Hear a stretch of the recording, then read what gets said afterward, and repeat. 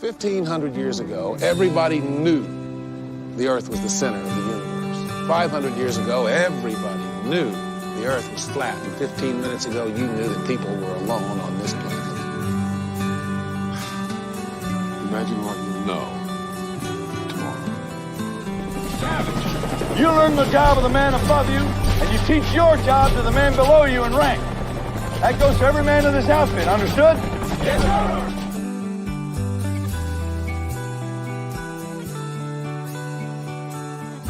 People are dumb, panicky, dangerous animals, and you know it. Oh, wow! You know, they say that money is the root of all evil. Oh, no wonder I love it so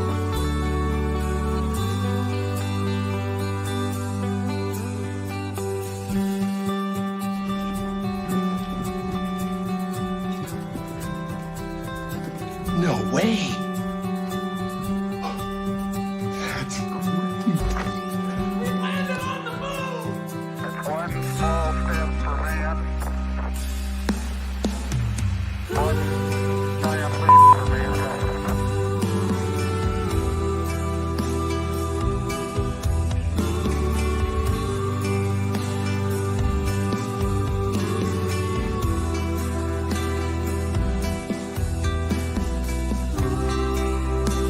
What we've got here is failure to communicate.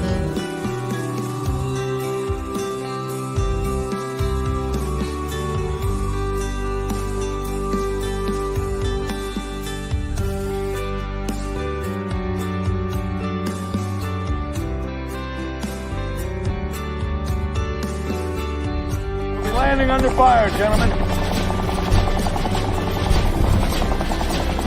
Men will die.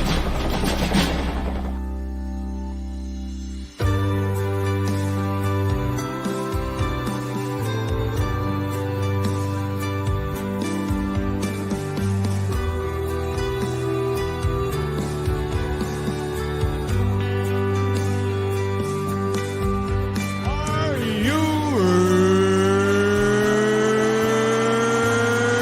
ready? For the thousands in attendance and the millions watching around the world, ladies and gentlemen, let's get ready to rumble!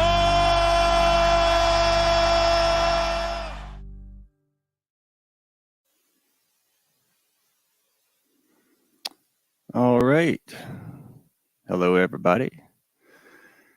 I hope y'all can hear me. I've been working on a little bit of sound and lights lately, and I know my lights ain't too good, but we're working on them anyway. I'm gonna probably have to let me know if y'all can hear me or not, but if y'all can hear me, I want to say hello to Fear Yahweh. Good to see you. Piano Matron Nini. Let me scroll down. Okay, I serve too. Good to see you. Gary Towner.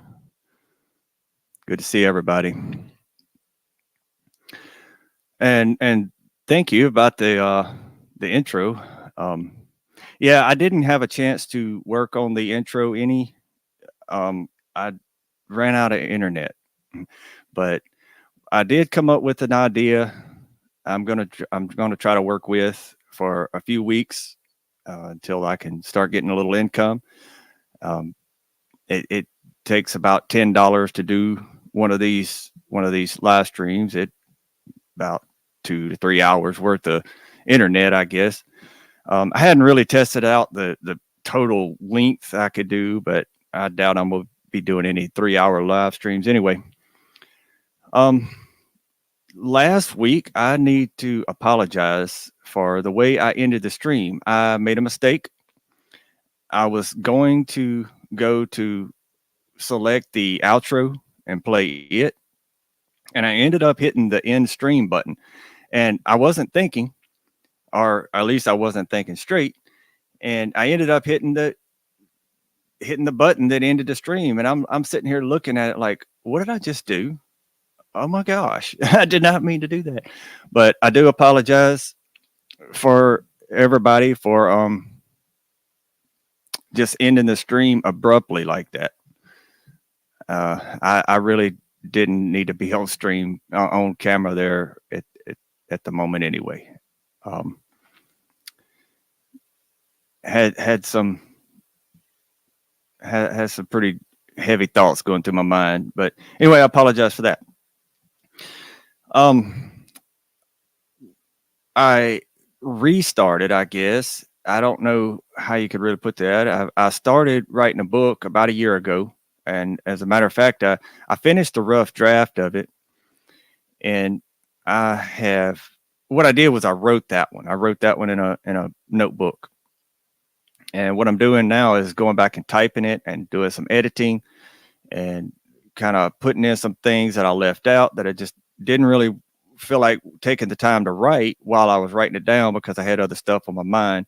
And I really was just trying to get it all on paper so I didn't have to keep it all in my mind or on my mind all the time. So I did that and I got started on it a few days ago. That's going along pretty good. So whenever I get that done, I will hopefully be able to let y'all know when that is available. I don't know how much there's going to be to it, but I'm writing a book that's going to be about my testimony.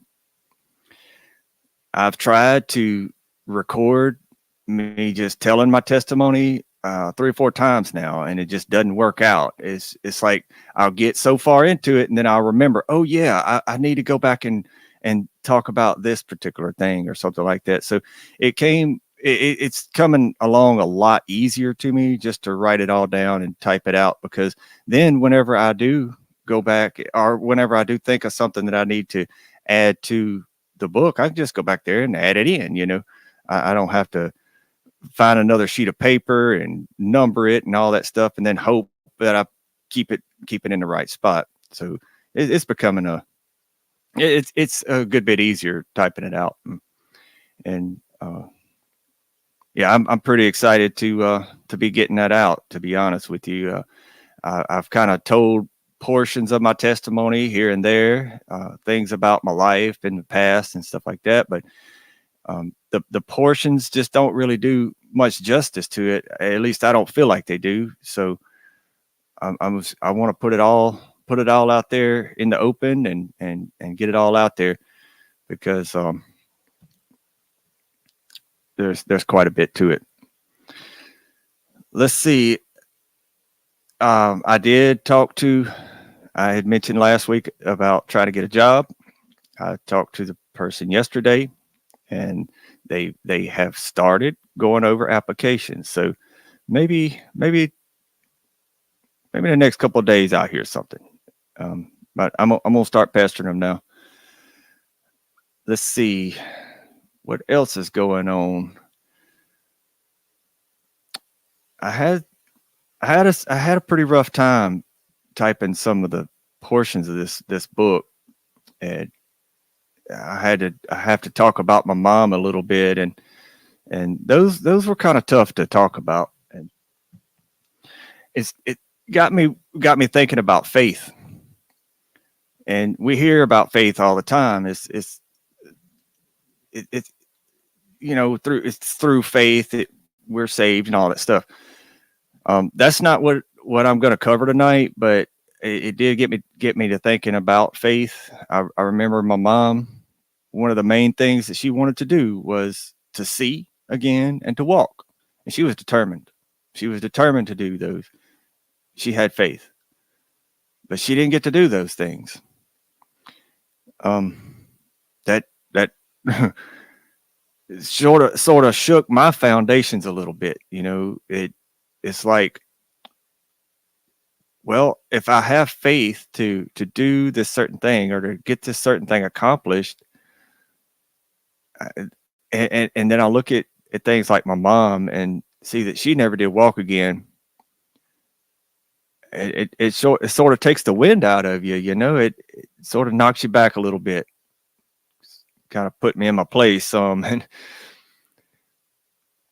But there was a few things that was a little rough to talk about there, but I'm kind of through that, so maybe things will go a little smoother now. But I kept having to take a break and go sit down a while. Other than that, that's pretty much where I'm at these days. I had mentioned last week that I didn't know how much longer I was going to be getting to do the live streams, but what I really meant by that was I may just have to take a short break. I'm not going to just quit.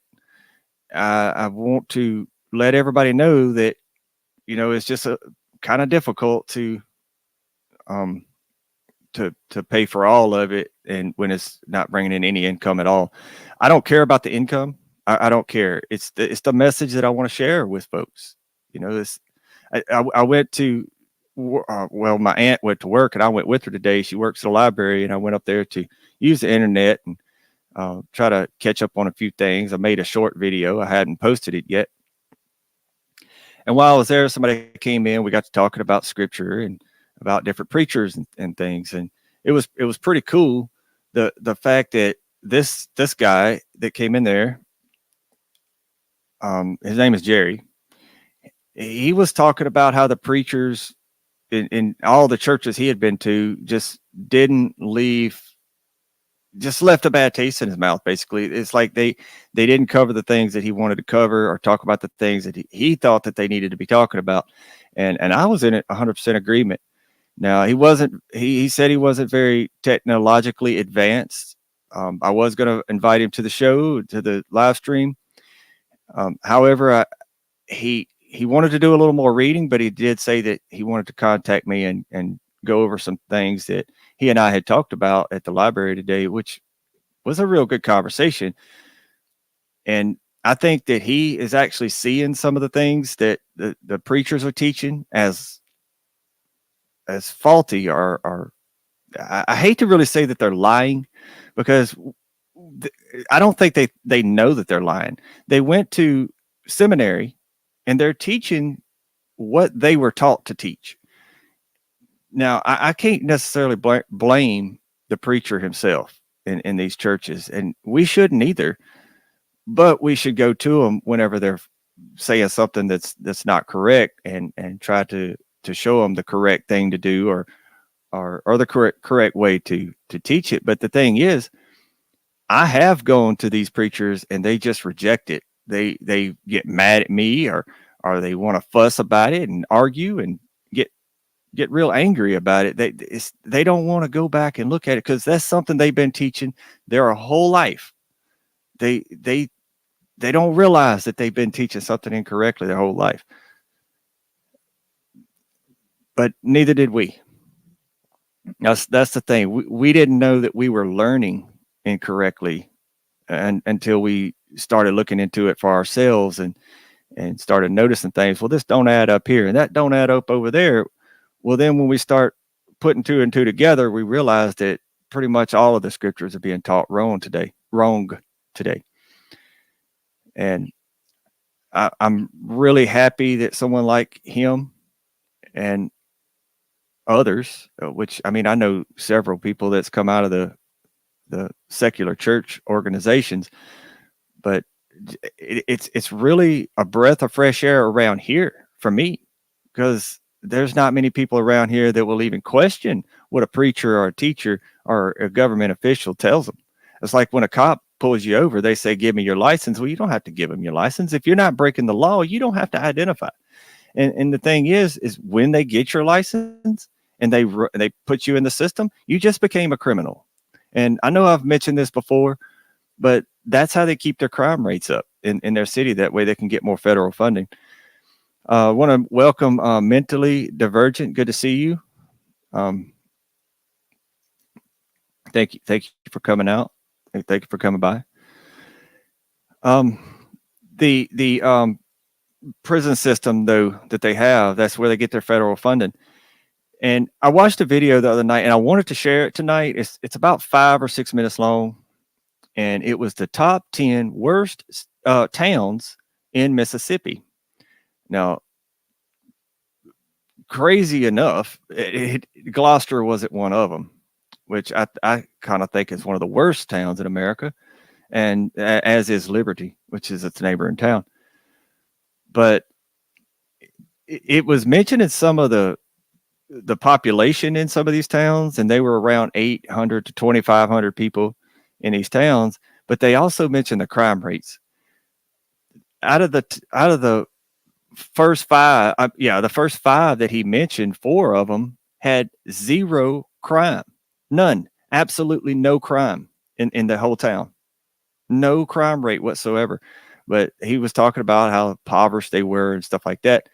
But then he got to one that it was just over 800 people in the town, and the crime rate was as high as the state capitol. And near about it. They had murders, they had drugs, they had, you name it. They had a crime rate as long as my arm. But why do these other little towns not have any crime rate? And the best I can figure is that particular town must have a very crooked cop organization, just like right here in Emmett County. They just get away with whatever they want to, and nobody ever questions it. That's the issue. We don't question it. And neither do I. So I'm pointing a finger at myself as well, because for the longest time, I just let the government and people like cops and stuff just run over me. However, I had a little help with that. My grandpa, he kept talking me out of it. But I listened to him. But anyway, I watched that video there, and he was right. Oh, pretty cool thing about that video. He did get the number 2 worst town in Mississippi. Is a town that I was in today at the library, Crosby, Mississippi.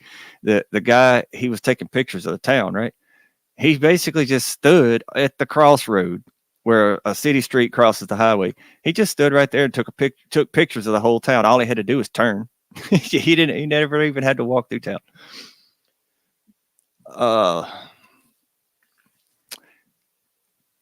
Did you watch the one on here? On Hear the Deal, on a Christmas tree and a Satan statue? I have not seen that one, Gary. I would like to watch that one, but I really do keep up with Here's the Deal. He's a pretty cool guy. I really like him. And a little some pretty cool news about Here's the Deal. I was in his chat the other day, and I was just mentioning, really, because what took place was somebody came to somebody's house and arrested them, and I think it had to do with something on social media. But anyway, I mentioned in the chat about me getting arrested and spending 3 days in jail because I asked for prayers on Facebook, and I pulled the post up. It's been a couple of years ago now, but I did pull the post up, and I emailed. He wanted me to email him the information about that particular incident. There's a lot more to it than just asking for prayers on Facebook, but literally they came to my house, arrested. They didn't arrest me. I'm sorry. Let me back up. They came to my house and said they wanted to talk to me. I said, okay, well, let's talk. I said, no, we can't talk here. We have to go to the SO. So we had to drive, I believe it's 8 miles to the SO, and they didn't even ask me any questions. They just booked me in. They never put me in handcuffs. They never read me my rights. They just booked me in. And I didn't even know what it was about until after I was booked in. And that's when they said, well, it was for harassment on Facebook. And I said, well, who am I harassing? Who, what's going on there? What kind of post am I harassing people with? They didn't answer. I didn't know about that until 3 days later on trial when they brought me to the courtroom. Anyway, it ended up being about that post that I had asked for prayers, and I had tagged my daughter. I tagged her name in the post. Well, my ex-wife saw it, and she filed charges for harassment that I wasn't supposed to tag my daughter's name on Facebook. Well, I spent 3 days in jail. On the day of court, they had me in shackles and handcuffs. I could barely move. And they make you wear a mask. Well, my hands are pinned to my side, right? I can't even adjust it. They put it on my face and everything, right? I couldn't even mess with it. So they march us up into the courtroom. We sit down, and about 5 minutes later, the jailer or whatever, the guy with the gun in the courtroom, he comes over to me and says to put my mask on right. And I'm doing this little number, I'm trying to just move it around on my face. And then he just about yells at me. He said, if you don't put that mask on right, I'm going to shoot you. Shoot me. The judge laughed. She literally laughed about that. I'm like, I even asked him, I said, you're going to shoot me right here in the courtroom? He said, if you don't put that mask on right. Then he walks off. During that trial, my ex-wife, she comes up there and tells this crazy story about supposedly me selling drugs to my daughter or buying drugs for my daughters, something like that. I don't remember the whole story. It was completely far-fetched. Had nothing to do with anything about Facebook. And the judge even said 5 times, after both parties were questioned or went to the stand, whatever that's called. The judge said 5 times, okay, well, I just don't see guilt in this Facebook post. I don't find that he's guilty for harassment. She said it 5 times now. And then eventually she said, well, I'm just going to find him guilty anyway. And she found me guilty, slammed the gavel down and found me guilty. Okay. So anyway, I had to go back to the jail because I was going to pay my fine and get out of jail and everything. So I get back there and they have to book you in and book you out and all this nonsense that they have to do. So we're standing there, and a few minutes later, the judge walks in and apologized to me for finding me guilty. Apologized. She said, I didn't know that you had custody of your children too. I said, well, I told you that 3 times in the courtroom. 3 times. You didn't believe me. Well, ain't nothing I can do now. And it really isn't. She's done dropped the gavel. There's nothing she can do now but apologize for finding me guilty. And anyway, that's the 3 days in jail. But that was over a Facebook post, and that's what Brian wanted me to email him about. And I really hope that I can get with him, because there is so much more that I'd love to tell these folks about what these cops have been doing to me for the last about 15 years, 16 years around here. It's pretty crazy. And some of the folks that know me in the chat, they've heard a lot of these stories too. They've known me for several years, and it's pretty bad what they do. But anyway, I don't want to talk about that no more. I actually did have something sort of lined up. I didn't have a whole lot of time to put a lot together, but I wanted to talk about this season that we're in. And I don't want to say its name, but I'll call it Xmas. I want to say real quick, welcome, James. Good to see you in the chat. Have you tried getting the court transcript? I have, brother. I have tried to FOIA request everything that Amite County has on me. I've tried to FOIA request the pay that every county officer and the sheriff and the judge and other government officials, there's a few more in there. I FOIA requested everything that I could think of. Nothing. Okay, they told me I had to get a lawyer, that they were not going to give me any of that information, and basically just slammed the door on me. I haven't emailed it in to them because I don't really know how to do that just yet.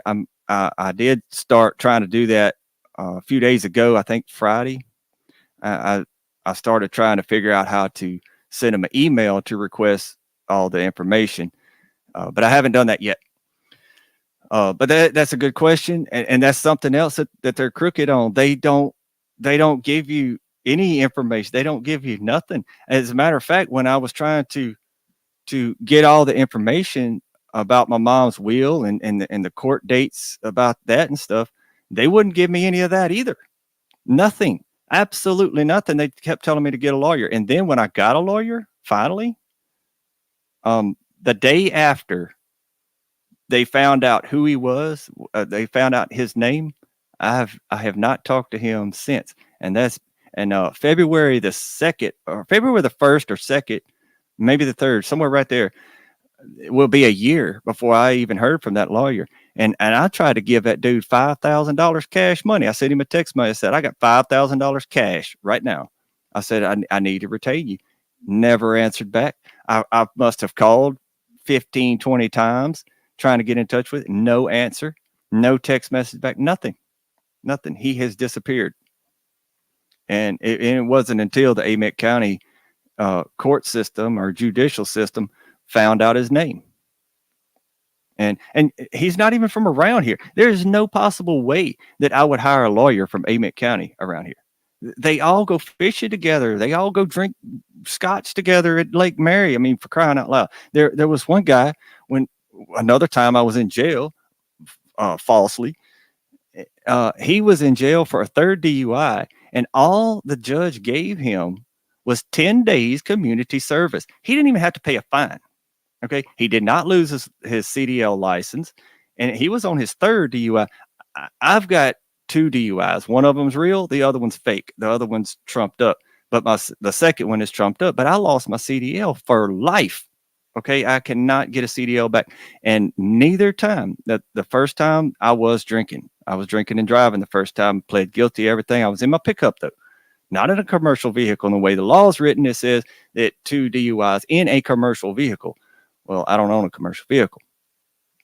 And the second time, I was in my pickup sleeping because I'd been up for 4 days.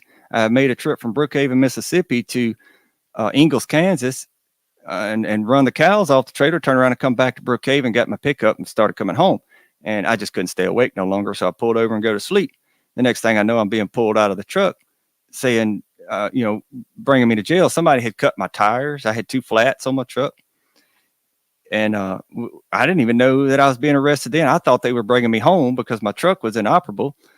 When we passed up the road, I said, hey, that's the road I live on. Oh, we ain't going to your house. I said, where are we going? He said, the SO. I said, why? Said, I don't know. We get there, they start booking me in. And I said, what are y'all even booking me in for?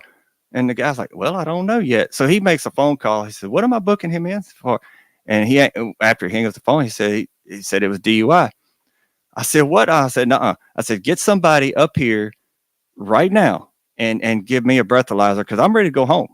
I had not seen my children in about 5 years, maybe it was 4 years at that point, and I was supposed to get my children the next day. And honestly, that's why I made the trip to Ingalls, Kansas, and back as quickly as I did, because I was supposed to go pick my children up.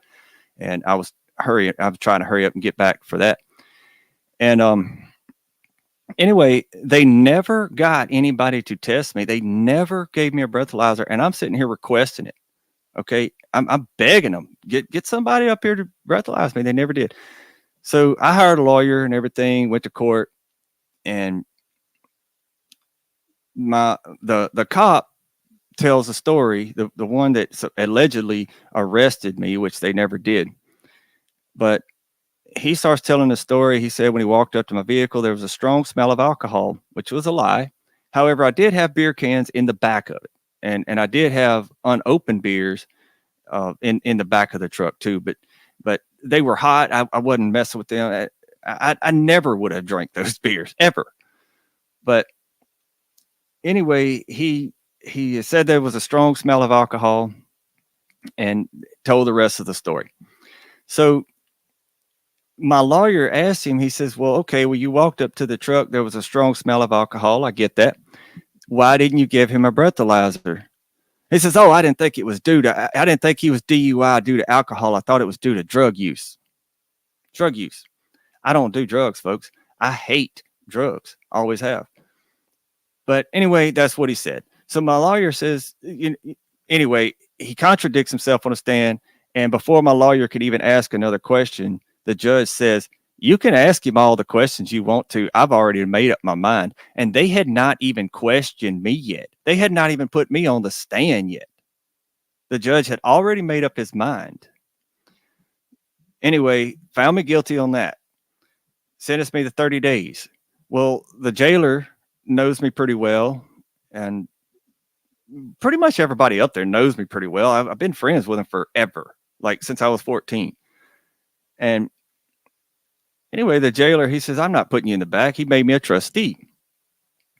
Well, the judge came in the next day or 2 days later, something like that, and jumped all over that jailer. He said, no, you put him in the back right now. He is not to be up front. No way, no how. Well, the jailer jumped back on the judge. He said, look here, this is my jailhouse. You don't tell me what to do here.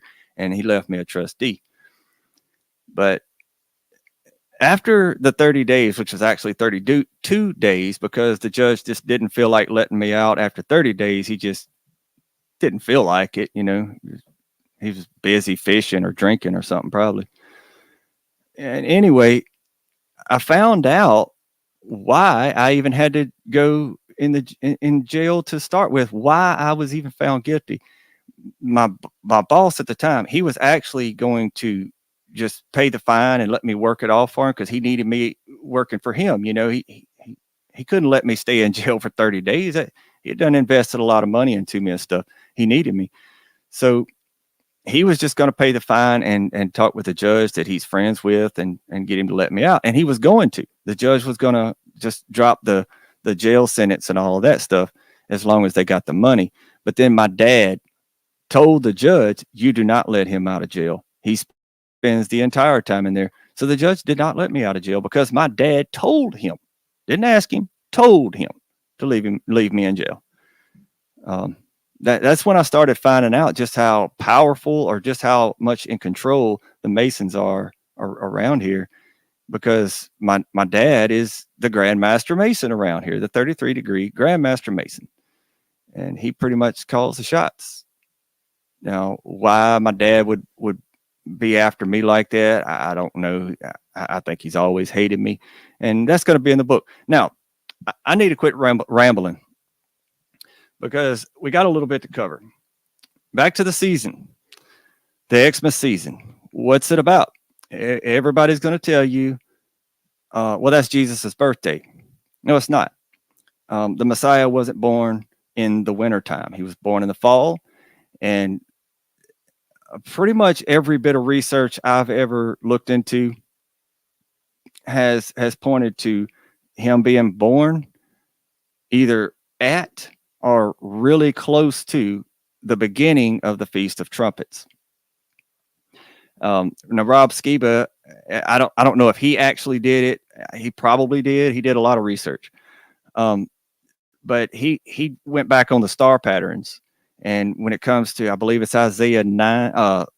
9. I think it's Isaiah 9. It talks about a star pattern. It also talks about it in Revelation 12, where there's, matter of fact, I'm gonna read it. I don't have this pulled up, but I don't know how to tell this like it's written. It says, now a great sign appeared in heaven, a woman clothed with the sun, with the moon under her feet, and on her head a garland of 12 stars. Then, being with child, she cried out in labor and in pain to give birth. Now, so allegedly, this sign was seen in 2017. I forget the exact date, but it was also seen one other time in according to Stellarium or whatever star chart that they was using to go back. And when that particular star pattern or that sign appeared in heaven, the first time, or the first time that we know of, was September 11th, 3 BC.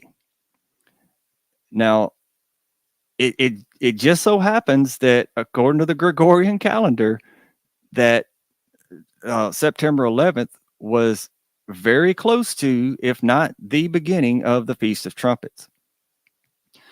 Another thing about the Feast of Trumpets, we see that there's going to be a trumpet when Yah starts to pour out the wrath. The first trumpet is, I believe, the beginning of the wrath of Yah. And I don't know for certain if it's going to be a trumpet. It says that a trumpet will sound. So I'm taking it at its word, but there's a lot of things in Revelation that are metaphorical and stuff like that. Oh, again, the season. We know almost for a fact that the Messiah was not born December 25th. But what is born on December 25th?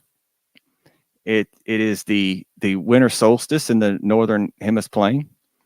It's if we thinking about a flat Earth concept, it would be when the sun is at its furthest away from the center of the map or the North Pole. And of course, using globular logic, it's when the Earth is tilted the other way, or tilted at its fullest, or something like that, which has always been weird to me. How come we don't feel it rocking back and forth if it's tilting itself back and forth? It's always weird to me. Anyway, that is what is born basically on December 25th, is like the rebirth of the sun. It's when the sun starts to return and the days start to get longer.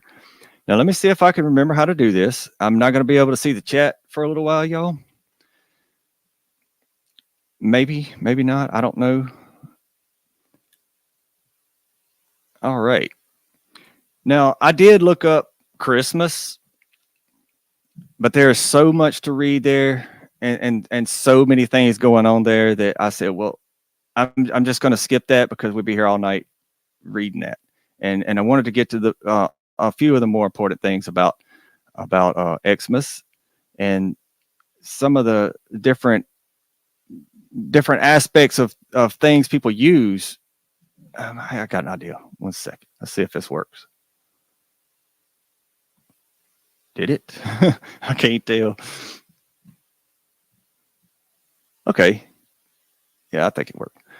All right. Anyway, we've heard of this Yule log, right? And as I was reading through the Christmas Wikipedia, and it does mention this Yule. Now, I'm going to have to get a little closer so I can see. I hope my mic's still picking me up. And I know this is small, but I can't get it any bigger. It says Yule, also called Jul or Jal or Jalu, can't say that word, is a winter festival historically observed by the Germanic peoples. Now, keep in mind that this is a part of Christmas, just like a section of it. This is one of the things about it. This isn't like the entirety of this particular day, but what it really is. Oh, I want to say hello to Eloa Ministries. Good to see you. What it really is just a lot of different ideas thrown into one.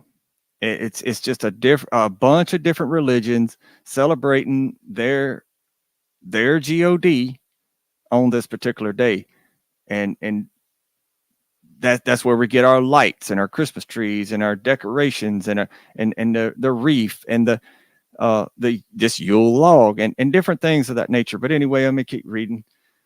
It was historically observed by the Germanic people. What was that? That was incorporated into Christmas during the Christianization of the Germanic people. In present times, adherents of some new religious movements, such as modern Germanic paganism, celebrate Yule independently of the Christian festival. Scholars have connected the original celebrations of Yule to be the wild hunt. Now, when it comes to this wild hunt, that comes from the story of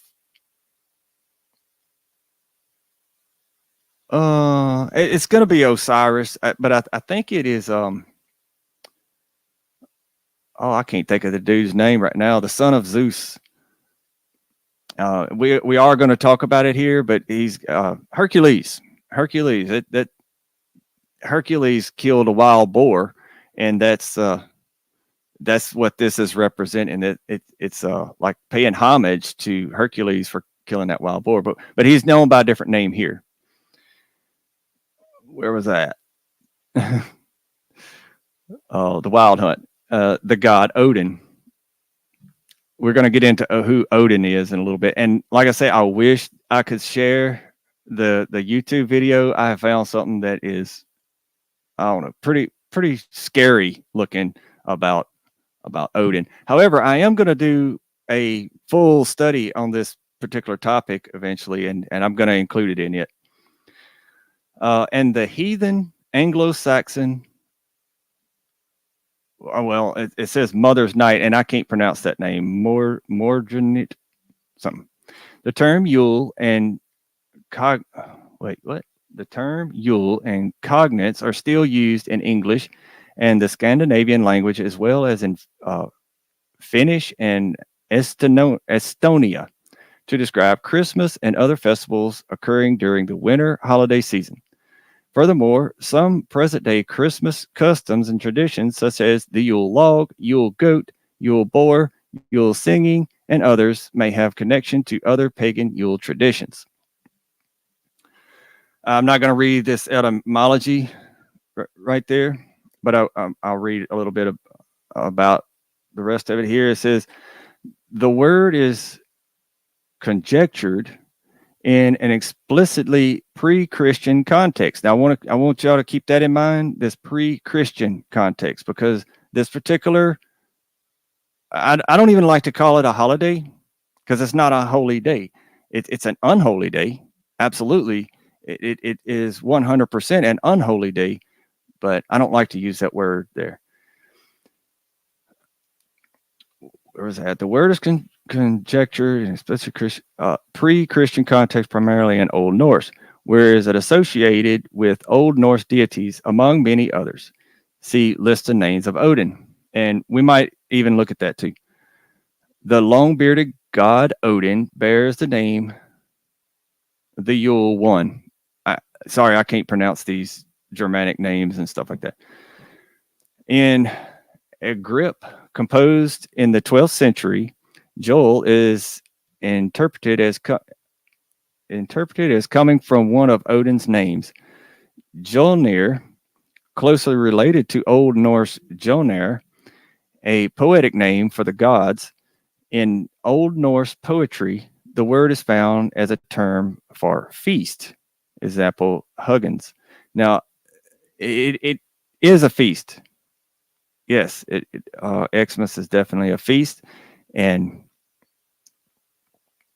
it's not one mentioned in Leviticus 23. It's not. We're not commanded to keep this particular feast, and I'm going to show that we're actually commanded not to. It has been thought that Old French Joliffe, which was borrowed into English in the 14th century, was jolly. Is itself borrowed from Old Norse. Anyway, that's a little bit more about the word. The rest of that's kind of unimportant. But all you have to do, if you want to read this whole article, just type in Odin in Wikipedia.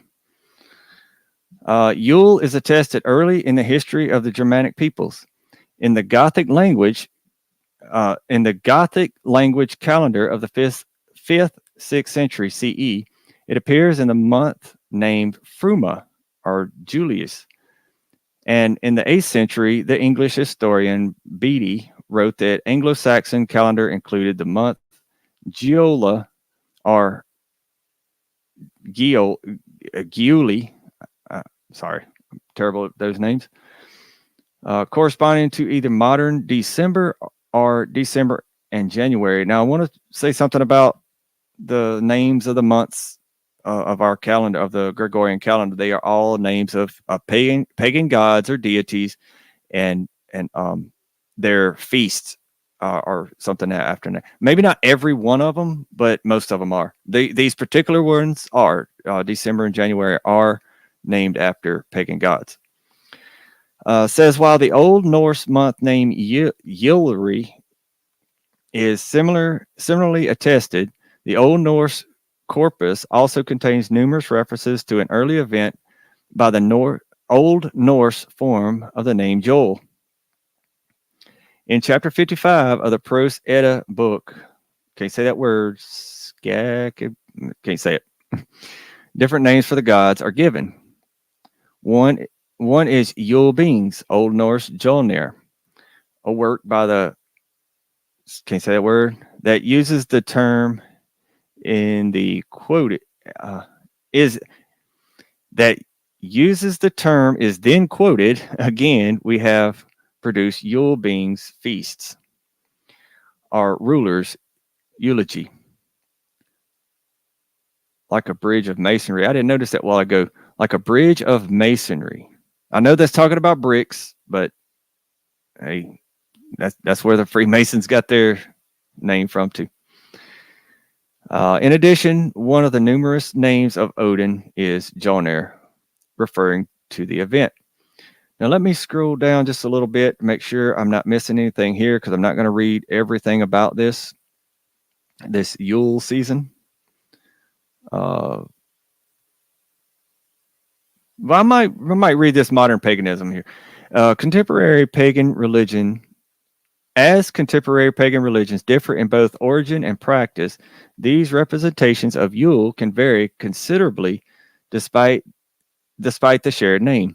Some heathens, and we'll talk about heathens one day, for example, celebrate in a way as close as possible to how they believe ancient Germanic pagans observed the tradition, while others observe the holiday with rituals assembled from different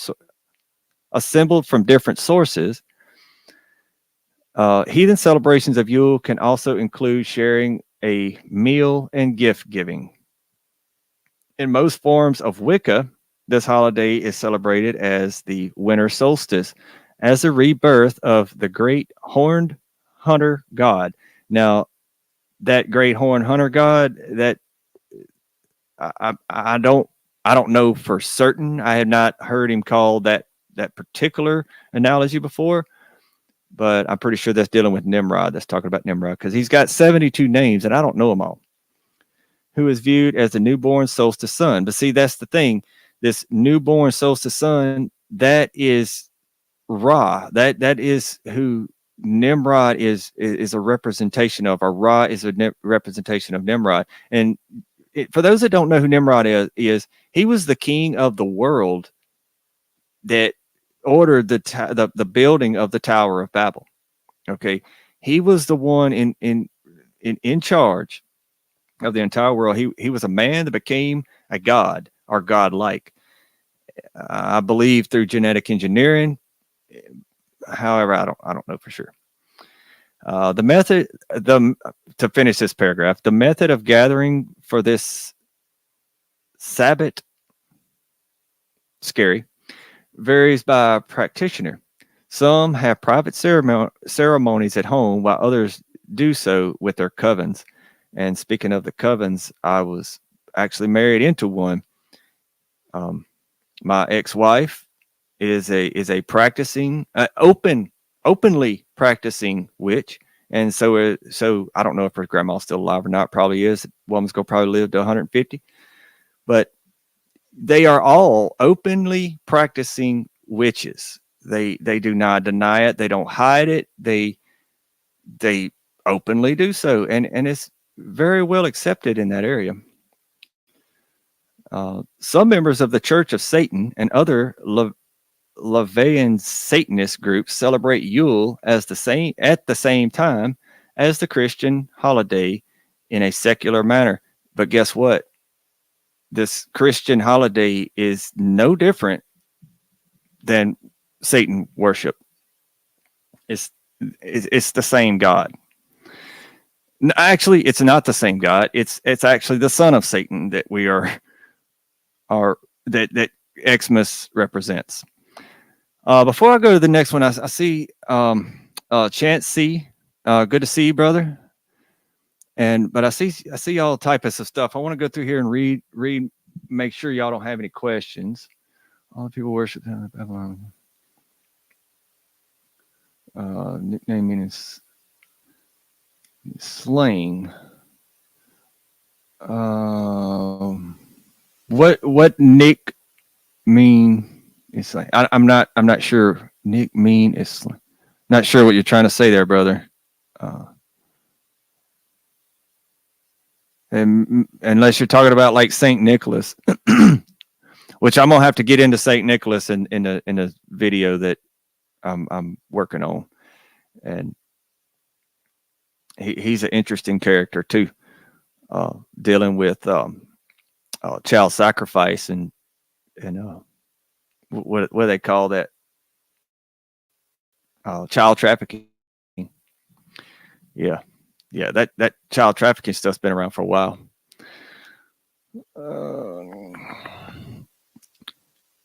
Yule in Chaldean is child. Well, imagine that. I did not know that, James. Thank you for sharing that. Yule in Chaldean is child. I'm gonna have to look into it. I'm gonna have to include that one. But anyway, we was talking about Odin in this Yule. Now, I don't know if you can see him too well, but there's a picture or he's depicted here. And I want to point out here, his horse has 8 legs. Okay. He rides an 8-legged horse named, I can't hardly pronounce it, Mir or something like that. I'm going to read a little bit of this. Odin from Old Norse. And honestly, y'all, I shouldn't be even saying this name. I shouldn't be reading it out loud, but for context purposes, I kind of have to. And it gets a little complicated when I start trying to replace the names, because then it messes up my reading. I already don't read out loud very well. Anyway, is a wildly revered god in Germanic paganism. Norse mythology, the source of most surviving information about him, associates him with wisdom, healing, death, royalty, the gallows, knowledge, war, battle, victory, sorcery, poetry, frenzy, and the runic alphabet, and depicts him as the husband of the goddess Frigg. Frigg. Now, does that sound like someone that we want to be representing, that we want to be paying homage to? Does that sound like the god that was supposedly born during this time of year? I don't think so. And also just kind of a quick reference. It's like when we call the creator Jehovah, the Hova part, it means all these things too. It's a trickery or a trickster. We can look that up in the Strong's. It's H1943, and I think it comes from like Strong's 1941. But there's some pretty interesting stuff about the Hova. Might want to check it out. And also that came from a Catholic. No, I don't think he was a Catholic. Martini is his name, though. I can't remember his first name right now, but he was a monk. But he came up with the idea, well, what if the name of the creator was Hova instead of Hoa? And he's the one that started using that particular meaning, and it stuck. So now a lot of religions call him Jehovah today. And I don't know, the scriptures say that he's not a confusing Elohim, so I don't really think that he's a trickster either. Moving on about this old character. It says, in wider Germanic mythology and paganism, the god was also known in Old English as Woden, in Old Saxon as Uden, in Old Dutch as Wodan, in Old Frisian as Wida, and in Old German as Wotan, all ultimately stemming from the Proto-Germanic theonym, can't say that word, meaning Lord of Frenzy, okay, or leader of the possessed. Merry Xmas, y'all. Didn't mean to do that. Let's see. Odin appears as a prominent god throughout the recorded history of Northern Europe, from the Roman occupation of regions of Germania from C2 BCE through movement of people, probably through the movement of people during the migration period, and the Viking Age. In the modern period, the rural folklore of Germanic Europe continued to acknowledge Odin. References to him appear in place names throughout regions historically inhabited by the ancient Germanic people, and the day of the week, Wednesday, bears his name in many Germanic languages, including in English. See, there we go. Our day of the week, W Day, is named after this character. That's it, James. Thank you. Raymondus Martini. Yes, sir. That's the one. Boy, James is up to speed. An old English text, Odin holds a particular place as a can't say that word, humorized ancestral figure among royalty, and he is frequently referred to as a founding figure among various other Germanic peoples, such as the Langbords, while some Old Norse sources depict him as an enthroned ruler of the gods. Period. Sorry. Forms of his name appear frequently throughout the Germanic record, although narratives regarding Odin are mainly found in Old Norse works recorded in Iceland, primarily around the 13th century. These texts make up the bulk of modern understanding of Norse mythology. Old Norse.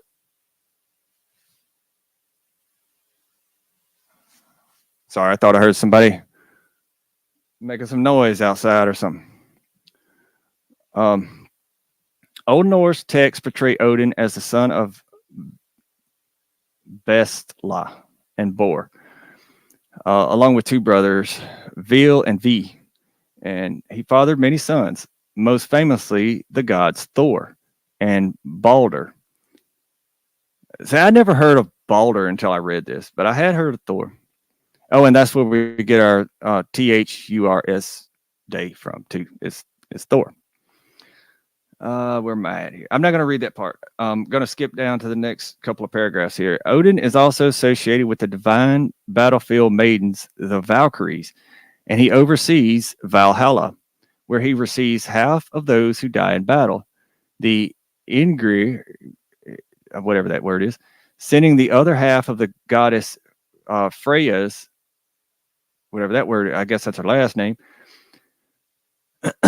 Odin consults the disembodied, herb-embalmed head of the wise Mimir, who foretells the doom of Ragnarok, and urges Odin to lead the Einhir into battle before being consumed by the monstrous wolf Fenrir.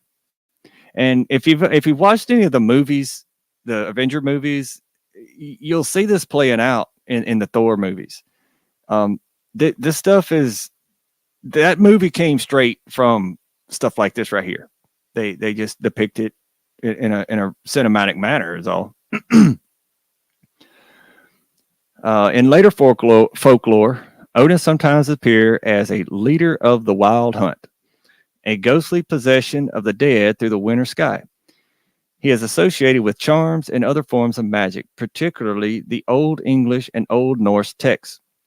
The figure of Odin is a frequent subject of interest in Germanic studies, and scholars have advanced numerous theories regarding his development. Some of these focus on Odin's particular relation to other figures. For example, Freya's husband, Ur, appears to be something of an etymological doublet of the god, while Odin's wife Frigg is in many ways similar to Freya, and Odin has a particular relation to Loki. Other approaches focus on Odin's place in the historical record, exploring whether Odin derives from Proto-Indo-European mythology or developed later in Germanic society. In the modern period, Odin has inspired numerous works of poetry, music, and other cultural expressions. He is venerated with other Germanic gods in most forms of the new religion movement, heathenry. Some branches focus particularly on him. All right, let me see if I can scroll down and find this horse's name now.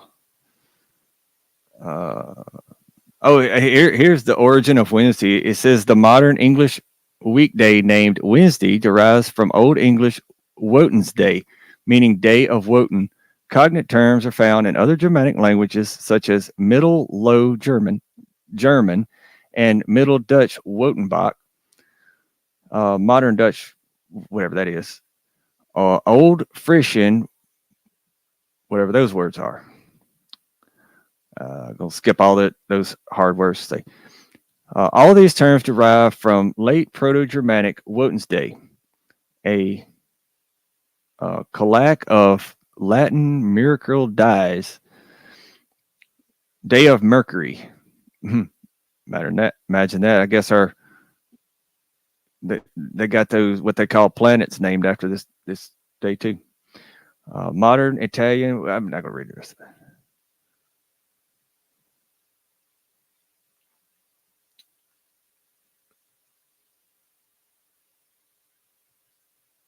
All right. Well, I can't. I'm not seeing the name of his horse.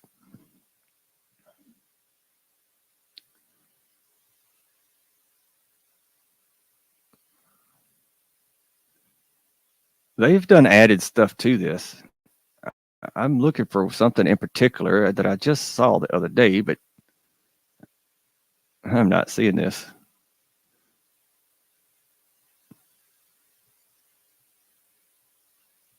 Well,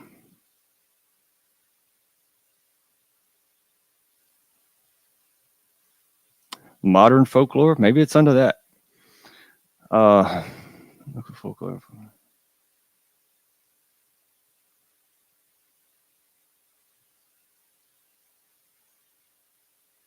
Y'all, sorry, it wasn't as much in this the last time I read through this. They have added quite a bit. I'm looking for something in particular, though.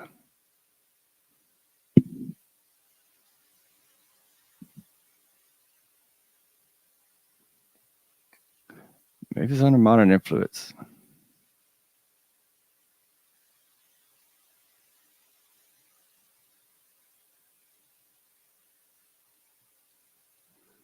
I'm gonna have to go back and look that one up, unless I'm just skipping over it and didn't see it. What it's basically saying, though, is that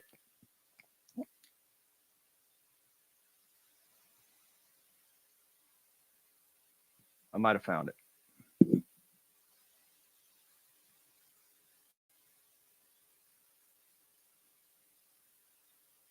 No, that's not it. I'm going to keep moving on. I can't seem to find it, but what it's basically saying that it is he's connected to Santa Claus, to that he's the Santa Claus figure. Also Saint Nicholas and stuff like that. I didn't see it when I was scrolling through. I saw it the other day when I was looking through this stuff. Now, this is about the wreath. We all see the wreath during Xmas, people hanging on the door and stuff like that. It's got a pretty esoteric meaning as well. So does the Christmas tree, but I didn't pull that up. That was another long story to read, and I've already gone an hour. So let's see. A wreath is an assortment of flowers, leaves, fruits, twigs, or various materials that is constructed to form a ring shape. In English-speaking countries, wreaths are used typically as household ornaments, most commonly as an Advent and Christmas decorations. Hey, maybe we could look that one up. See what Christmas decoration says. They are also used in ceremonial events in many cultures around the globe. They can also be worn as a chaplet around the head or as a garland around the neck. The history of it. Wreaths were a design used in ancient times in southern Europe. The most well-known are pieces of the Etruscan civilization. Etruscan civilization jewelry. made of gold or other precious metals. Symbols from Greek myths also often appear in the design, embodied in precious metals at the ends of the wreath.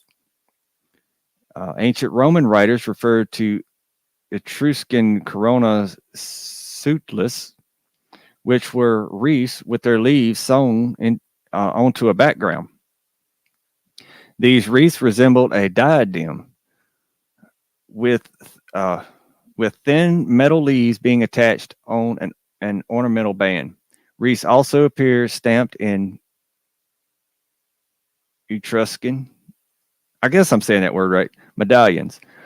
The plants shown making the wreaths in Etruscan jewelry include ivy, oak, olive leaves, myrtle, laurel, wheat, and vines. Wreaths were worn as crowns by Etruscan rulers. The Etruscan symbolism continues to be used in ancient Greece and Rome.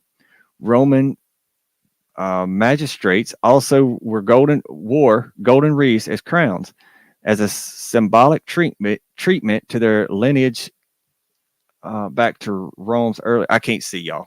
My eyes are messing up. Romans also used several other prominent Etruscan symbols in addition to golden wreath crown, faces, and cruel chair are a purple. I can't read all that. Ancient Greece and Rome. In the Greco-Roman world, wreaths were used as an ornament that could represent a person's occupation, rank, their achievements, and status. The wreath that was commonly used was the laurel wreath, and the use of this wreath comes from the Greek myth involving Apollo. Now that's why I pulled up the wreath, because of Apollo.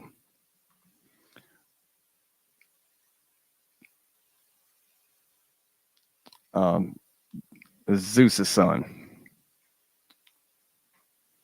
The use of this wreath comes from the Greek myth involving Apollo, Zeus's son, and the god of life and light, who fell in love with the nymph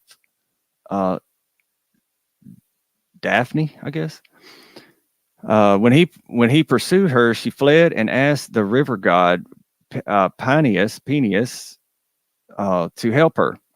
Peneus turned her into a laurel tree. From that day, Apollo wore a wreath of laurel on his head. Laurel wreaths became associated with what Apollo embodied: victory, achievement, and status, and would later become one of the most commonly used symbols to address achievement through Greece and Rome.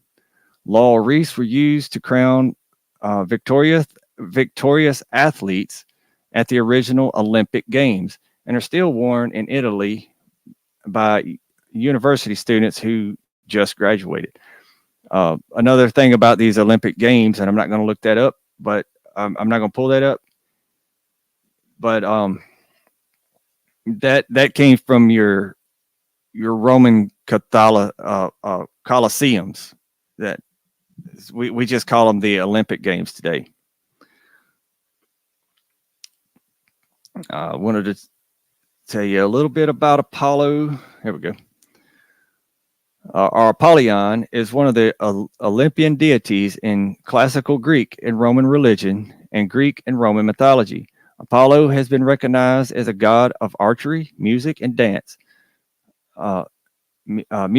truth and prophecy, healing and diseases, the sun and light, poetry, and more. One of the most important and complex of the Greek gods is he is the son of Zeus and Leto, and the twin brother of Artemis, goddess of the hunt. He is considered to be the most beautiful god and is represented as the ideal of the whatever that is, chorus. Apollo is known in Greek influenced Etruscan mythology as Apollo.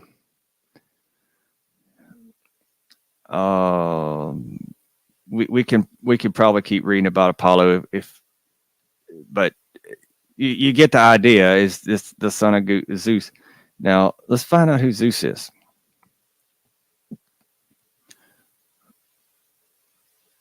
All right, there we go.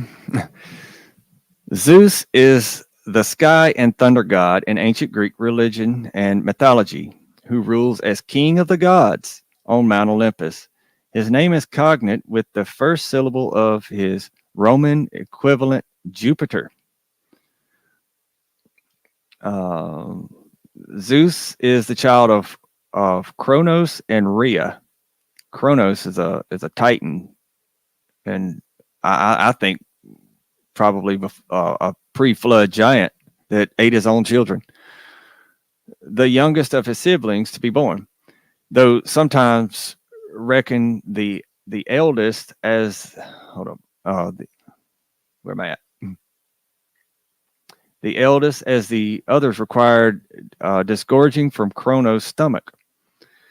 In most traditions, he is married to Hera, by whom he is. We don't need to know all that, but this where does it say? King of the gods.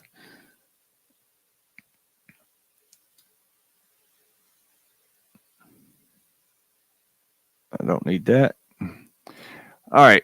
Now we looked at some of these, and again, I'm trying to keep these live streams to about an hour and a half or so. Not keep y'all up too late at night and stuff. But we went over just a few of the things that are used to represent are actually what Xmas represents. I should say it's not that these gods came from Xmas. It's the Xmas came from these gods. So when we put up a tree in our house and we put a gift under it, are we not making a sacrifice type thing? Are we not making an offering to that tree? And when we get a gift from it, are we not receiving rewards from that tree and stuff like that? When we are kneeling down to this tree to put the gift under, we are kneeling down to pick the gift up. There's more to the wreath. It also represents that, I forget what it's called, that snake that's eating its own tail. I had to relook over all that stuff. I can't remember all that stuff right now, but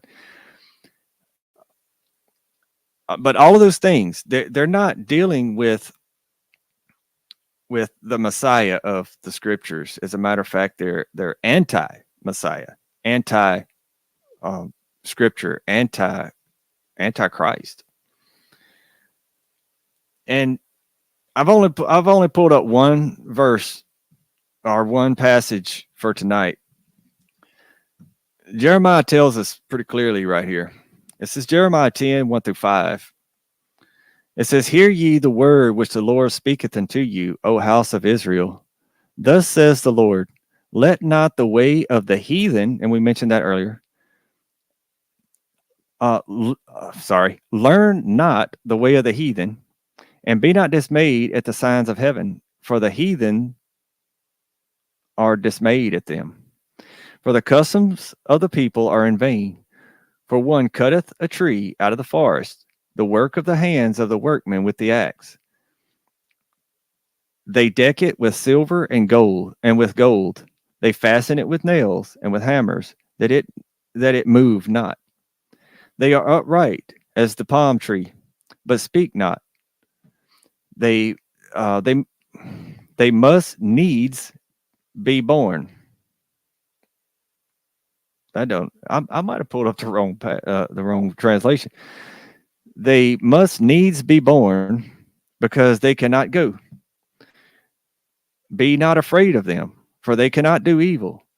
Neither also is it in them to do good. What translation is this? Oh, that's the King James Version. Okay.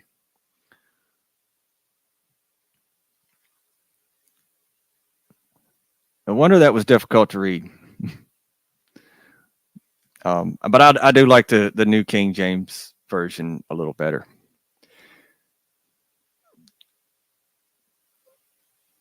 Hear the word. I am going to read it from the King James, the New King James. It says, "Here's the word which the Lord speaks to you, O house of Israel.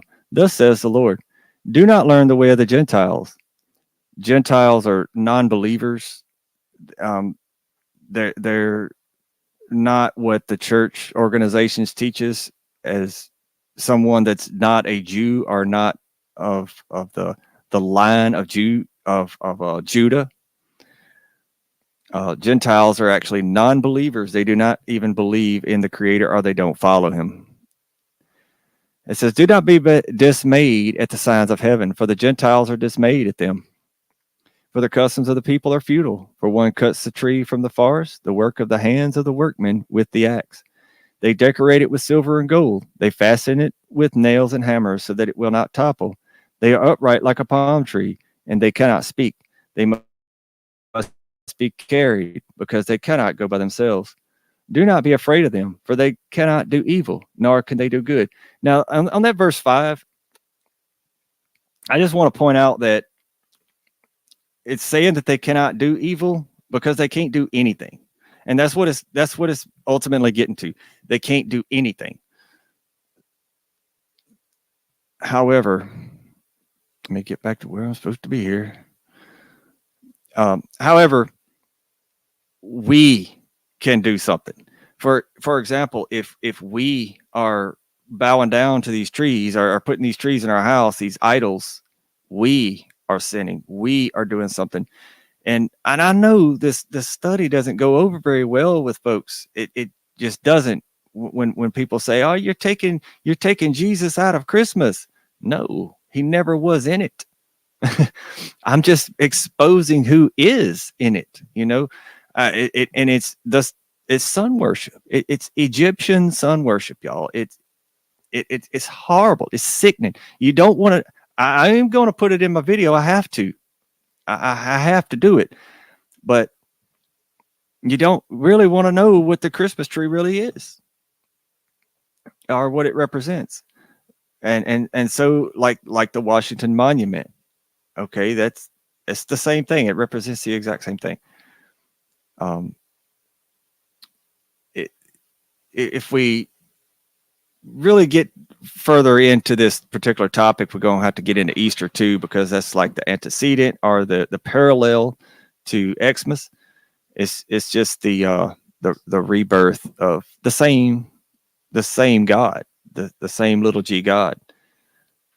Because what took place was, Esau killed Nimrod, and so different translations say different things. One says that Esau cut his head off, but I think it's the book of Joshua, or maybe somewhere else that I read it, that he was cut into 14 pieces. And I know the Epic of Gilgamesh talks about he was cut into 14 pieces and thrown into the Nile River. And what happened was his wife / mother went and gathered up all the pieces of Osiris or Gilgamesh and sewed them back together. But there was one piece that she couldn't find, and it was his male organ, and she couldn't find that one. So she had one made, or made it herself, I can't remember, of gold. Okay, had one made and attached to his dead body, and allegedly became pregnant from that dead body, from that golden phallus, and that's what our Christmas tree is actually representing. But what happened anyway, she supposedly became pregnant with like the reincarnation of Osiris or Nimrod or Gilgamesh, whatever we want to call him by, and that's what this Xmas celebration thing is representing. It's his rebirth, and Easter is the is what that's about is the impregnation of Ishtar, his mother / wife. I think some books or tellings of that say it's his sister wife, but I'm pretty sure it's his mother wife. I've read mostly it's his mother. But anyway, if we look at Washington D.C. and we see the Washington Monument, that's what that's the representation of Osiris. Okay, the reflecting pool in the middle, right? And then we have the Capitol building. Okay, and that's considered the womb of Isis. And if we look on top of the Capitol building, there's actually a statue of Isis on top of it. But what happens once a year, and I think it's in Easter time. I'm not real sure exactly when it is, but if you view that reflecting pond from a certain angle, it looks like the Washington Monument is having intercourse with the Capitol building, or the womb of Isis. And every time that we get a new president in the United States, they do what's called the inauguration ceremony. I don't forgot what it's called. I don't even have my movie what it's on there, but it's like the rising of Osiris ceremony. And what they're doing is to see if that particular president has what it takes, or is able to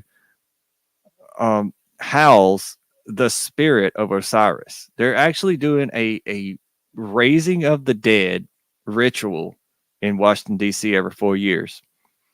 I don't know if they do it a second time, like if a president goes into office for 2 terms. They probably do. It wouldn't surprise me. But all of this stuff is found in the Library of Congress too. And that's what's so funny about it. It's readily available, yet the rest of the world, they just happily go spend all their money on this Xmas Day stuff. And let me see what I'm doing here. They go spend all their money on this stuff, what they worked all year long for. And do they really enjoy it? I know I didn't. When I was celebrating Xmas and stuff, I didn't like to work all year long, and then you get that little piece of junk bonus at the end of the year, and then the very first thing you do is go spend it on other people, on stuff they don't even want. I mean, it's different if you go just give somebody some money and say, hey, go get something that you like. That's a little different. But I mean, I like my kin brother, when I was getting presents for him, I had no idea what to buy him. If he needed it or wanted it, he just went and got it. So it wasn't like it was easy. And I never did find that fun, and I don't see how anybody does. I hear people all the time, well, I'm going to get my Xmas shopping done early this year, or I've got it done in June or something. Now, a lot of people wait till Black Friday, the day after Thanksgiving, when we're supposed to show love and kindness to our neighbors and stuff like that. And then the following day, we all just go out there and try to kill each other over television. It's crazy. But yeah, it's not fun. So why do people even keep celebrating it? Why do they keep doing it? And I do want to bring up one other thing too about it. There is nothing wrong with getting together as a family and having a good time, even sharing gifts with people and having a meal or a feast. There's nothing wrong with that. Just do it not in the name of Osiris. Like don't do the rituals and the traditions of these heathen feast days. And I brought up the word heathen and pagan earlier. We call them a pagan feast day and stuff like that. Well, they had I think the definition of a pagan, what we read earlier, is incorrect slightly. Basically, it just means someone who's not in a town or not in the camp, someone that lives in the country. So that would technically make me a pagan, considering like if we view town as the camp, well, then I would be a pagan. But that doesn't mean that I'm evil or following evil ways. It just means that I don't live in the camp or I don't live in town. Now, we do refer to them as pagan days and pagan feast days and things of that nature. And that's okay, because the feast days are outside of Scripture. They're outside of worshiping Yah or Yahweh. They're outside of his traditions or his feast. They're not one of his. And like we read in Jeremiah, and there is another verse in Isaiah, but I kind of ran out of time. I didn't have time to look it up, but it's difficult to point that particular one out. So I would have had to probably look up more verses anyway on that one. But yeah, we're basically commanded not to do it. Okay. But I guess depending on who you talk to, I guess all that Torah stuff's been nailed to the cross and thrown away and done away with. So we don't have to follow the commands anymore. I guess murder's fine and adultery and all that stuff, which actually seemingly adultery is perfectly fine when it comes to the court system and stuff like that. It's like every time people get divorced over adultery, it's the adulteress that gets rewarded everything. It's crazy. What is going on? But I already know what's going on, so I really don't have to guess.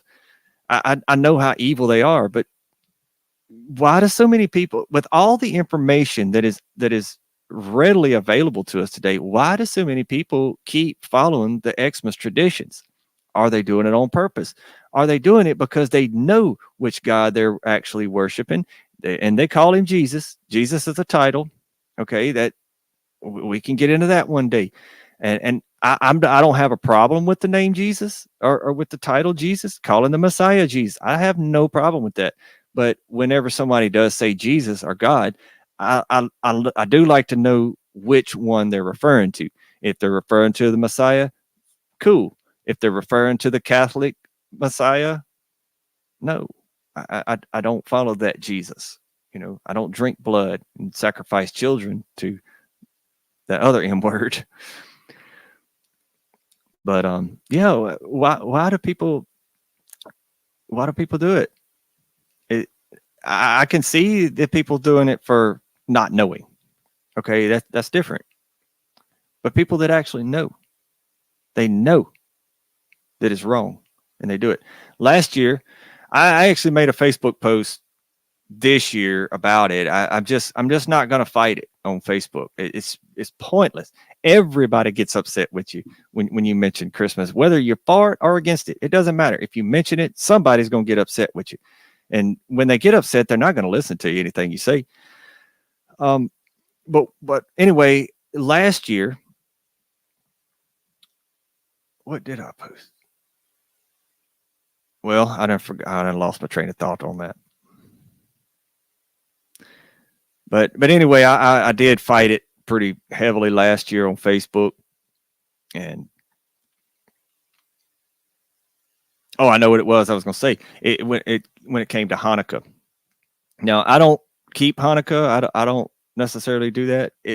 I don't find that it's a bad tradition to keep, or it has good aspects to it. I don't think there's anything wrong with it. But last year, everybody wanted to know this and about that and about what we can do this and what we can do there about and keep Hanukkah. Well, can we put up a Christmas tree for Hanukkah? Can we give presents? Can we have ham? No, you cannot turn Hanukkah into Xmas. You may as well just do Xmas, right? If you're going to do the same traditions, you may as well call it by its name. Yeah, non-believers do Christmas, but the thing is they believe enough to do it. So they believe in something, but it's to what they're believing in. And don't get me wrong, I know a lot of people have that greedy attitude about, oh, what am I going to get? That I don't know. Maybe that could be a topic of discussion sometime about greed and stuff like that. But gosh, it's a huge topic. People can be greedy about everything.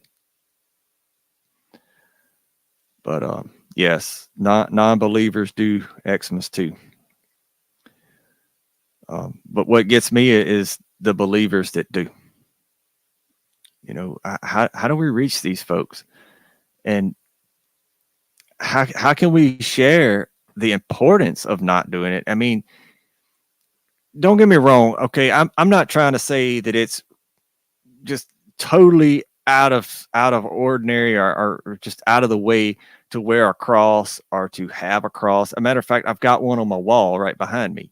My daughter gave it to me several years ago, and even though it's an idol, I don't get rid of it because it's sentimental. It was given to me. So I don't think that there's anything wrong with having it, but to put your faith and your trust in it, that's different. And I know a lot of people don't put a lot of faith and trust in an Xmas tree, but it's just an ornament. It's just it's a representation of what the whole pagan day is about, or the heathen day is about. It's just one of the props for it. It's just part of it. As with the reef, or as with the we looked earlier about the great hunt and stuff like that, the Yule log and the wild boar. Well, we're not even supposed to eat pork. So why would this particular day have any ties with killing and eating a pig, a boar? Why? If it has to do with the Messiah's birthday, okay, let's just say that we're just going to move it to this day. We know that he wasn't born on that day, but we're going to move it to that day. That's fine. Okay, let's do that, because we don't know for certain when he was born. We don't know the exact date. But the thing is why associate ham and pagan, I meant idols in with it? Why even bring that in? Get rid of that, because the Messiah didn't want that. He didn't want nothing to do with idols. He tells us, do not have idols for ourselves. Look at the golden calf in Exodus. Look what happened to them in the wilderness. You know, they thought they were doing the right thing. They wanted something visual to pray to. I don't know exactly the whole story. I mean, I know the whole story, but I don't know like the details of what all went on there. But that's basically what they did, because that's what they were used to. So they melted all the gold down, and it came out to be that golden calf, and they thought that they were doing the right thing. They were paying homage to that calf, or cow, that golden calf, in order to pay homage to the Creator. But the Creator said no, and look what he did to him. He killed them all. I mean, the earth swallowed them up.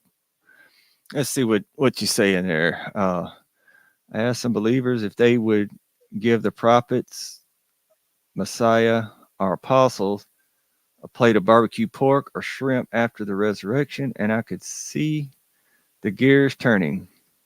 I bet you could. I bet you could. That's a fun topic to discuss too, like an Easter ham and a Xmas boar. Those are some pretty fun topics to get into with people. And like, well, what are you, Muslim, Jewish? They come up with all these different names to call you. I'm like, I'm none of those. I'm just following Yah's commands. I'm just doing what he says to do, and I love doing it. Y'all, pork used to be one of my favorite things to eat. Okay, it was my favorite. I would pass up a ribeye steak to go get a piece of pork loin. No joke. It was my favorite. All right. When I found out that we weren't supposed to be eating pork, that was my initial assessment. Well, I'm not a Jew. I'm not a Muslim, because that's how I've been taught my whole life, in church and in school and in general public, like at work and in the stores and stuff like that. That's what I've been taught my whole life. And when people started telling me, yeah, we're not supposed to eat pork, I wrote them off as crazy at first. But then I read it and I said, you know what? They're right. Better quit eating it. Now, it did take me a little while to sort of get past not stopping at the grocery store in the pork section. It took me a little while to do that. But now, honestly, after I don't know how many years now, I haven't even touched it. I don't even want to look at it anymore. It is so gross. Smelling it, like everybody says, the smell of bacon in the morning, it smells so good. It makes me want to throw up now. I mean, it stinks. But it's still good in a way, because now I don't want it anymore. So it's pretty awesome that whenever we do start to do right and correct, how much Yah helps us along when we need it. And he knows we need help. I kind of equate it to our own children. you know, maybe I could get into it another time, but just real quick, like when our children start walking, first things they want to do is go put their fingers in a cabinet door, or go mess with a plug-in on the wall. Well, we don't want them to hurt their fingers or get electrocuted, right? So we have to address it. We have to say something to our child, and normally it comes with a reprimand, like a spanking or something like that, because we love our children enough that we don't want to see them get hurt. But that child doesn't know that we're whipping them because we love them. Just like we don't know, we don't understand why things bad happen to us, because we're like, well, yeah, I believed in you. All he's got to do, well, yeah, but you're messing up. You're eating pork. I got to reprimand you for that. You know, I told you not to, but you keep doing it. Eventually, I've got to do something.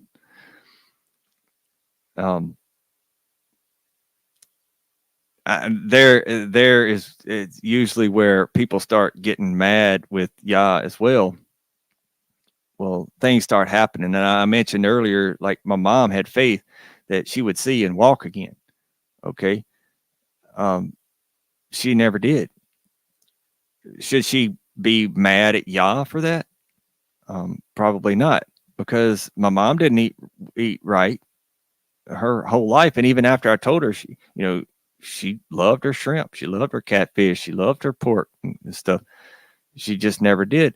So, did she deserve to see and walk again? That's not my call. It's just I'm throwing this out there for consideration is all. But she did have faith, and she was very adamant about that too. That was like her only want. She wanted to see and walk again, and mainly just walk. She didn't really care about the seeing part. She could see okay. She couldn't see well enough to read, but that's what she wanted, and she never got that. And it sort of made me start thinking about, I've got faith on certain things too, but we don't deserve another breath. But should I get mad at Yah? Should I be mad at him because things go wrong in my life? No, I should be mad at myself, because I'm the one that got myself into it. He didn't put me in it. He tells us. He tells us how to live. He tells us just how to live.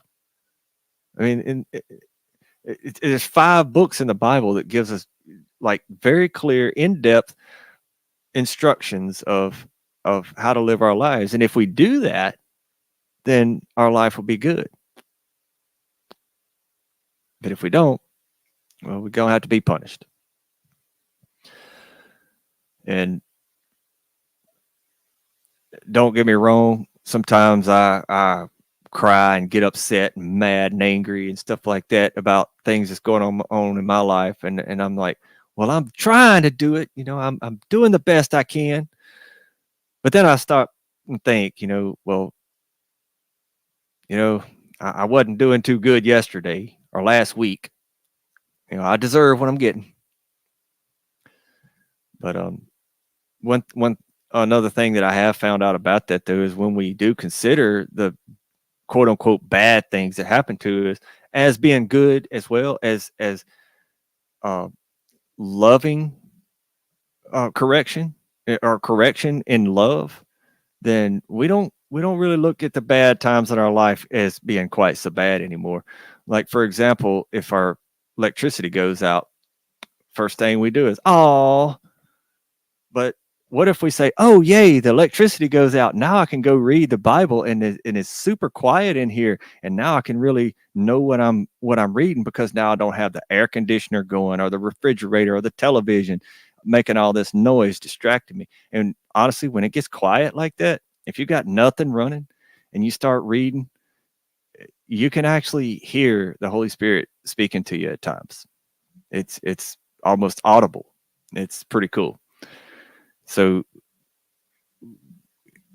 I don't do it very well, and I'm really working on it. But if we start looking at the bad times in our lives as being good times or being deserved, then I think we can get through them a whole lot easier. I think that we will start viewing them as, hey, this is a good thing. What can I learn from it? It's like making a mistake.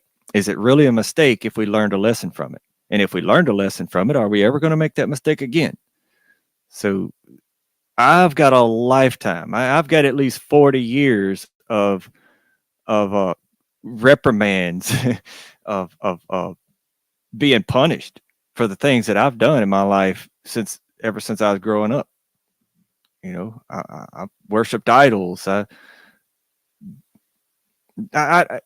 did all kinds of stuff. I believed in three gods, literally. I believed everything that came out of that preacher's mouth, and that was from a very young age. And I was telling my aunt and I'm sorry, I'm bad with names. Jerry at the library today about one of my earliest experiences going to church, and it was my mom found some sandals at a garage sale, and she loved them. She wanted me to wear them. I didn't want to wear them. I wasn't going to wear no girl shoes, but I remember that. And I remember my brother was born.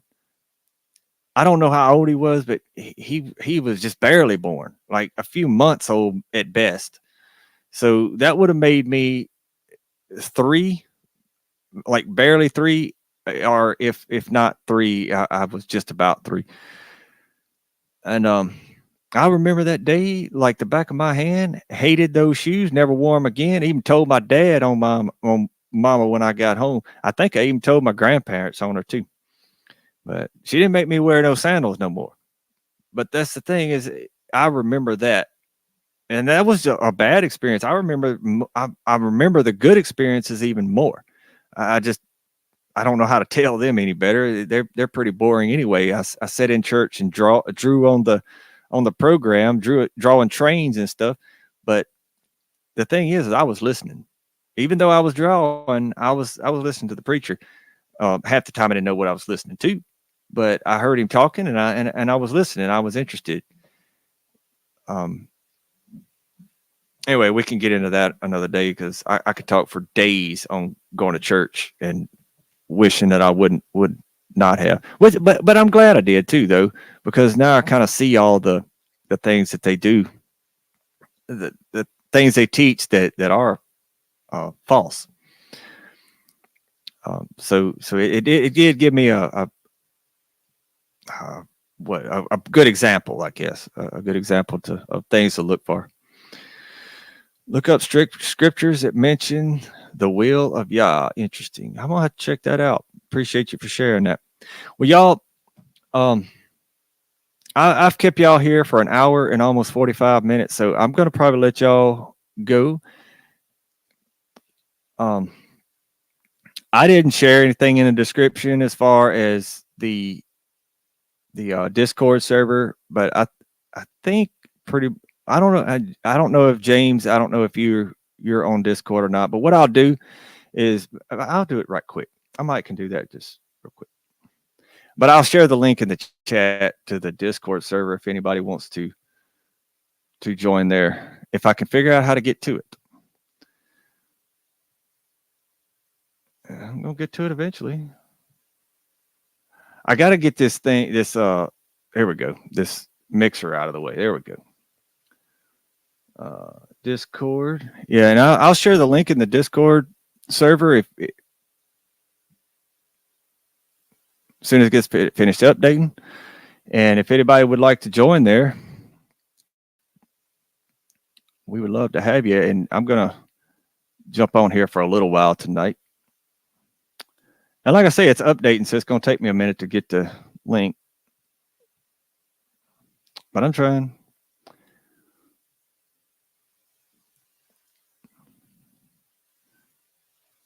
All right. I think I have the link now. I was just about to say, watch me get back over here, and one of the moderators be done shared it already.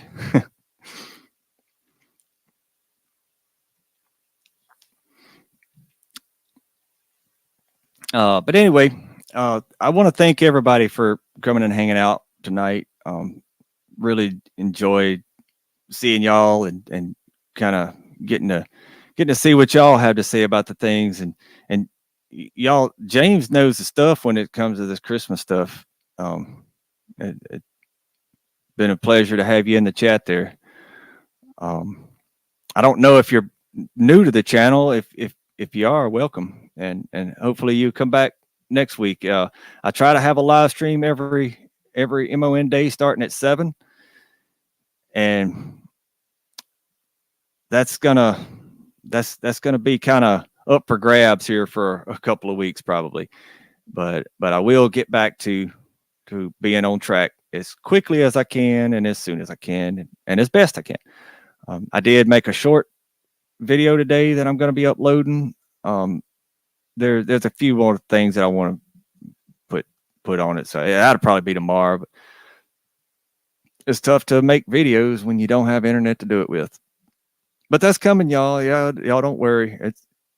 It's just a hiccup. That's all it is. But thank y'all all for coming. I've done said that once before, but I really do appreciate it. And if y'all haven't already, please subscribe, hit the like button. I know I generally forget to hit the like button on people's videos, but I try to do that as often as I can. But much love and many blessings to everyone. And yeah, Gary, I can't get to those messages just yet, but appreciate you too, brother. But much love and many blessings to y'all. And I'm actually gonna. I almost ended the stream again, y'all. I almost did it. What's wrong with me? I know what I'm doing. I should know what I'm doing by now. That's twice that I done did that though. But anyway, till next time, or until let me make sure I'm playing the right one here. Until next time, many blessings and peace.